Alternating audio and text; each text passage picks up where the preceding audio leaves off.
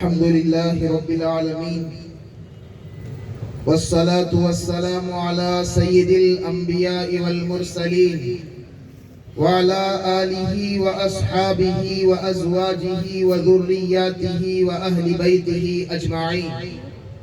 أما بعد، فقد قال الله تبارك وتعالى في القرآن المجيد: فأعوذ بالله من الشيطان الرجيم. بسم الله الرحمن الرحيم. شهر رمضان الذي أنزل فيه القرآن. وقال النبي صلى الله تعالى عليه وسلم: إن لكل قوم عيدا وهذا عيدنا، أو كما قال عليه الصلاة والسلام. صدق الله العظيم وصدق رسوله النبي الكريم، ونحن على ذلك لمن الشاهدين والشاكرين، والحمد لله رب العالمين. اللهم صل على سيدنا محمد وعلى آل سيدنا محمد وبارك وسلم. اللهم صل على سيدنا محمد وعلى آل سيدنا محمد وبارك وسلم. اللهم صل على سيدنا محمد وعلى آل سيدنا محمد وبارك وسلم.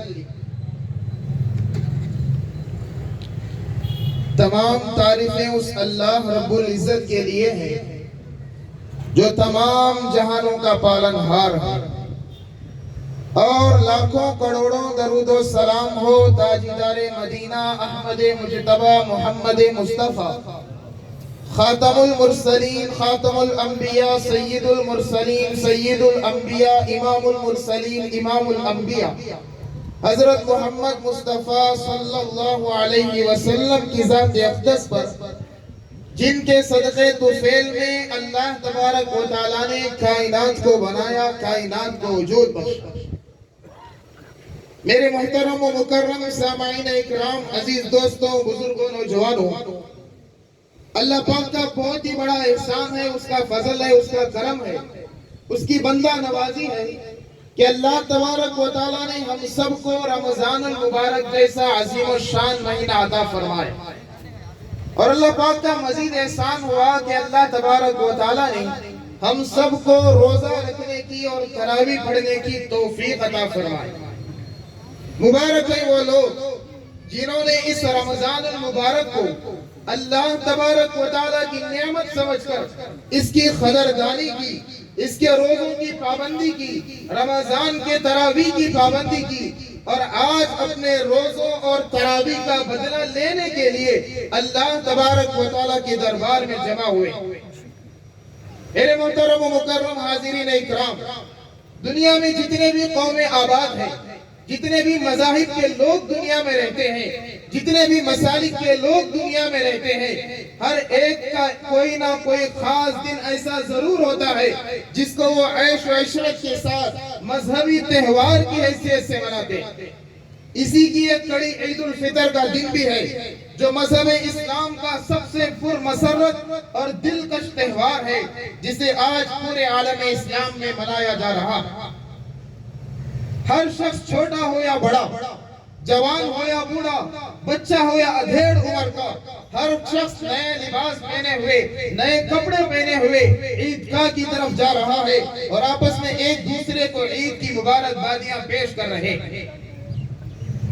میرے عزیز دوستوں، بھائیوں، حضرت ابن عباس رضی اللہ تعالیٰ عنہ کی روایت ہے، اللہ کے رسول علیہ السلام نے ارشاد فرمایا کہ جب عید کا دن آتا ہے، اللہ تبارک و تعالیٰ فرشتوں کو زمین پر بھیجتے ہیں، فرشتے اس دھرتی پر اترتے ہیں، اور ہر گلی میں، ہر چوراہوں پر، ہر گاؤں میں، ہر میدانوں میں، ہر عیدگاہوں میں جہاں اللہ تبارک و تعالیٰ کے بندے موجود ہو، وہاں جا کر اللہ کی طرف سے یہ اعلان کرتے ہیں: اے محمد صلی اللہ علیہ وسلم کی امت کے بندو، اے محمد صلی اللہ علیہ وسلم کی امتیوں، چلو اس کریم رب کی طرف جو بہت عطا کرنے والا ہے، جو بڑے سے بڑے قصور کو معاف کرنے والا ہے۔ اور جب بندے عیدگاہ کی طرف نکلتے ہیں تو اللہ تبارک و تعالی فرشتوں سے پوچھتے ہیں، اے فرشتوں بتاؤ اس مزدور کا کیا بدلہ ہے جس نے اپنی مزدوری پوری کر دی، اپنا کام پورا کر دیا؟ تو فرشتے عرض کرتے ہیں، باری تعالیٰ اس کا بدلہ یہی ہے کہ اسے اس کے کام کا پورا بدلہ دے دیا جائے، اسے اس کے کام کی پوری مزدوری دے دی جائے۔ تو اللہ فرماتے ہیں، اے فرشتوں گواہ رہنا، میں نے اپنے بندوں کے روزوں اور تراویح کے بدلے میں اپنی رضا عطا کر دی اور ان سب کی گناہوں کو معاف کر دیا اور اپنی مغفرت ان پر عطا کر دی۔ اور اللہ کے رسول نے فرمایا کہ جب بندے عیدگاہ کی طرف جاتے ہیں، اللہ تبارک و تعالیٰ عیدگاہ میں جب بندے ہوتے ہیں تو بندوں سے مخاطب ہو کر فرماتے ہیں کہ میرے بندوں، اللہ کی قسم، میری عزت کی قسم، میرے جلال کی قسم، آج اپنی آخرت کے بارے میں جو مجھ سے سوال کرو گے وہ عطا کروں گا۔ اپنی دنیا کے بارے میں جو سوال کرو گے تمہاری مصلحت کے مطابق اسے عطا کروں گا۔ اور اللہ فرماتے ہیں، اے میرے بندو، میری عزت کی قسم، میرے جلال کی قسم، تم اگر میرا لحاظ کرو گے میں تمہارے گناہوں پر پردہ ڈالتا رہوں گا، ظالموں کے آگے تمہیں جھکنے نہیں دوں گا، تمہیں ذلیل و رسوا ہونے نہیں دوں گا۔ اور اللہ فرماتے ہیں، میرے بندو اب عیدگاہ سے بخشے بخشائے اپنے گھروں کو لوٹ جاؤ، اپنے گھروں کو لوٹ جاؤ، میں نے اپنی رضا تمہیں عطا کر دی، میں تم سے راضی ہو گیا۔ اور اللہ تبارک و تعالیٰ تمام روزہ داروں کی آج کے اس عید الفطر کے دن مغفرت فرما دیتے۔ میرے محترم و مکرم سامعین اکرام، آج کا یہ دن وہ مبارک دن ہے جس دن تمام لوگوں کی اللہ تبارک و تعالیٰ مغفرت فرما دیتے ہیں۔ لیکن غور سے سننا، 4 لوگ ایسے ہیں اللہ کے رسول نے فرمایا جب تک وہ توبہ نہیں کرتے اللہ تبارک و تعالیٰ انہیں معاف نہیں فرمائے۔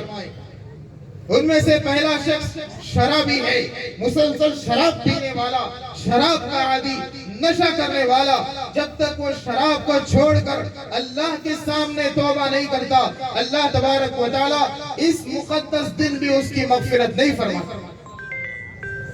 اور دوسرا شخص والدین کا نافرمان، ماں باپ کو تکلیف دینے والا، جب تک وہ اللہ کے سامنے توبہ نہیں کرتا اللہ اس کی مغفرت نہیں کرے۔ اور تیسرا شخص اللہ کے رسول نے فرمایا المشاحن، دل میں کینہ رکھنے والا، دل میں بغض رکھنے والا، دل میں عداوت رکھنے والا، دل میں دشمنی رکھنے والا، ایک دوسرے کے بغض کو، ایک دوسرے کے حسد کو، ایک دوسرے کے کینے کو، ایک دوسرے کی نفرت کو اپنے دل میں پالنے والا، جب تک کہ اپنے معاملات کو درست کر کے اللہ کے سامنے توبہ نہیں کرتا اللہ اس کی مغفرت نہیں فرماتا۔ اور اللہ کے رسول نے فرمایا چوتھا شخص وہ ہے قاطع الرحم، قطع رحمی کرنے والا، رشتوں کو توڑنے والا۔ میرے عزیز دوستوں، بھائیوں، آج یہ ہمارے معاشرے کا کڑوا سچ ہے، بھائی بھائی سے حسد کی آگ میں جل رہا، دوست دوست کا دشمن بنا ہوا ہے، پڑوسی پڑوسی کا دشمن بنا ہوا ہے، بہن بھائی آپس میں سالوں سے بات چیت کو بند کیے ہوئے ہیں۔ میں اپنا ذاتی واقعہ سناتا ہوں، میں اپنے آنکھوں سے دیکھی بات آپ کو بتا رہا ہوں۔ ایک بھائی بہن ہے جو ایک ہی ماں باپ کی اولاد ہے، ایک ہی گھر کے ایک ہی چھت میں رہتے ہیں، بچپن میں کسی بات پر لڑائی ہو گئی، بچپن میں کسی بات پر جھگڑا ہو گیا، دونوں نے بات چیت کو چھوڑ دیا۔ اب وہ دونوں جوان ہو چکے ہیں، ان کی شادیاں ہو چکی ہیں، ان کی اولاد ہو چکی ہے، 20 سال گزر گئے ہیں، ایک ہی چھت کے نیچے ایک ہی ماں باپ کی اولاد ہے، لیکن آپس میں بات نہیں کرتے۔ اللہ کے رسول نے فرمایا یہ وہ لوگ ہیں جن کی آج عید الفطر کے دن مغفرت نہیں ہوتی۔ میرے محترم حاضرین اکرام، اللہ تبارک و تعالیٰ نے اپنی مدد کا وعدہ اتحاد پر کیا۔ ید اللہ مع الجمع، اللہ کی مدد، اللہ کی نصرت اتحاد میں ہے، اتفاق میں ہے۔ اللہ کے رسول علیہ السلام نے ارشاد فرمایا المسلم اخو المسلم، مسلمان مسلمان کا بھائی ہے۔ اللہ تبارک و تعالی فرماتے ہیں وَكُونُوا عِبَادَ اللَّهِ إِخْوَانًا، اے اللہ کے بندو، اے میرے بندو، آپس میں بھائی بھائی بن کر رہنا، آپس میں ایک دوسرے کی جان کی محافظ بن کر رہنا، ایک دوسرے کی عزت کے محافظ بن کر رہنا۔ لیکن افسوس کی بات ہے، بڑے دکھ کے ساتھ کہنا پڑتا ہے، آج ہمارے ہاتھوں میں ایک دوسرے کا گرہبان موجود ہے۔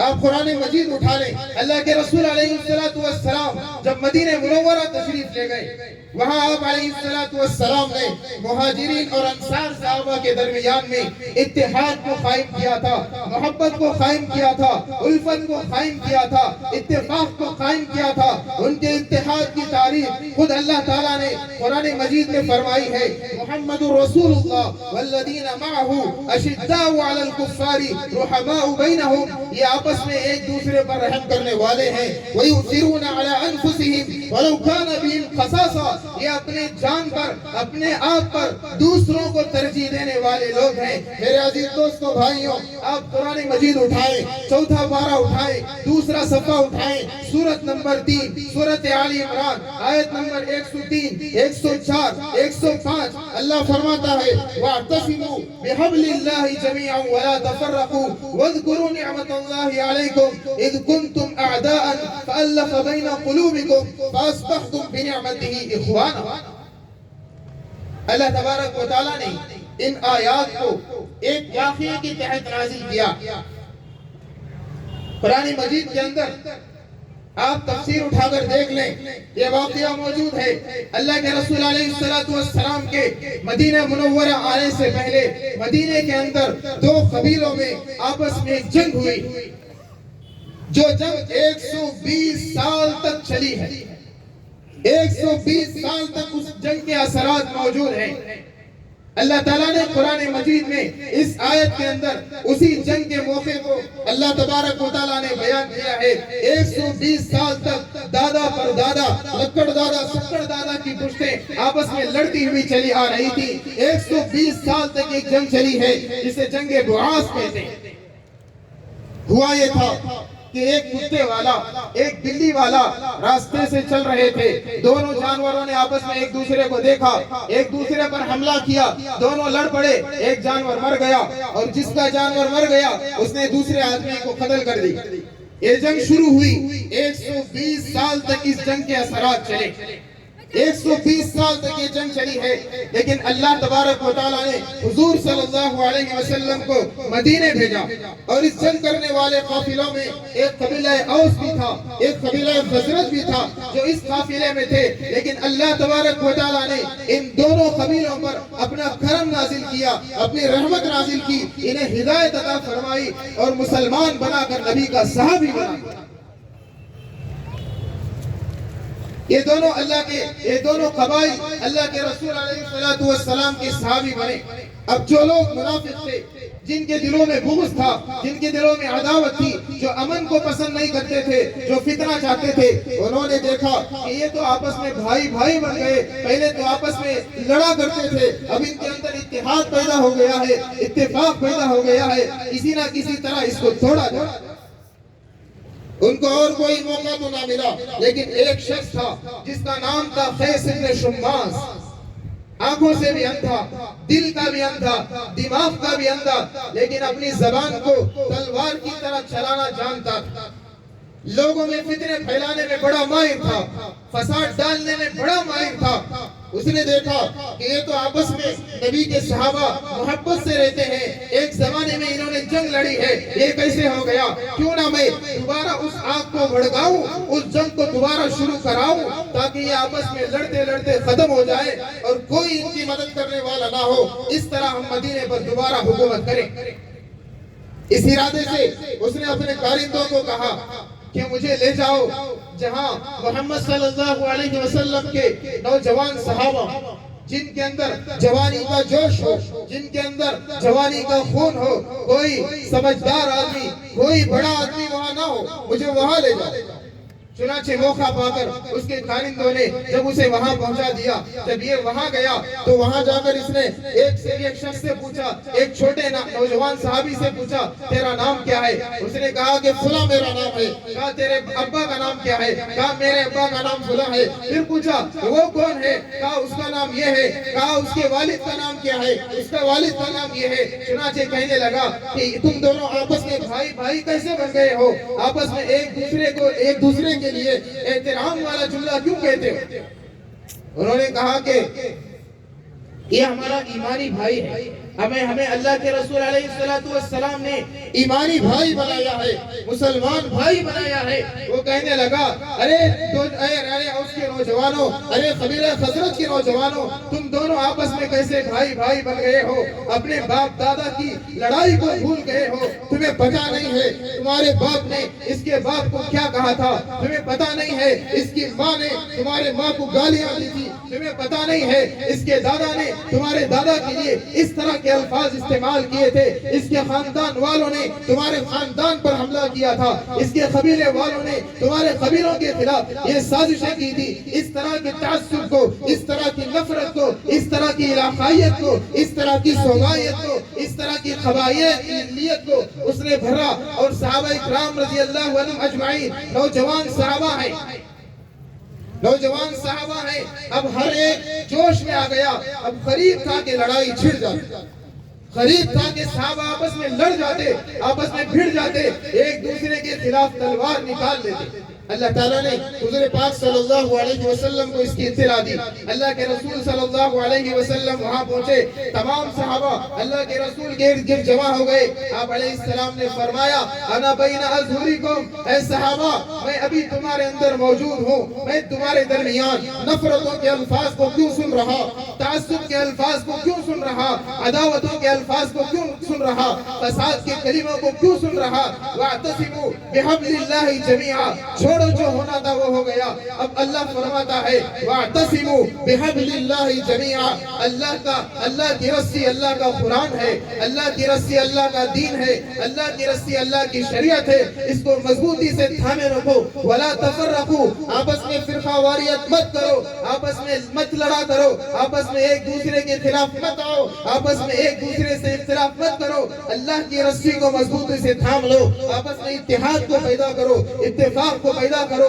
अरे तुम्हारे बाप दादा जो थे उनके पास दीन नहीं था, ईमान नहीं था, शरीयत नहीं थी, ना वाकिफियत थी, जिसकी वजह से आपस में लड़ते रहे। अरे तुम्हें तो अल्लाह ने ईमान दिया है, दीन दिया है, शरीयत दी है, अल्लाह ने अपनी किताब दी है। फासबहतुम बिनिअमतिही इख्वाना, और अपने नबी को तुम्हारे पास भेजकर तुम्हें अल्लाह तबारक व तआला ने ईमानी भाई भाई बना दिया।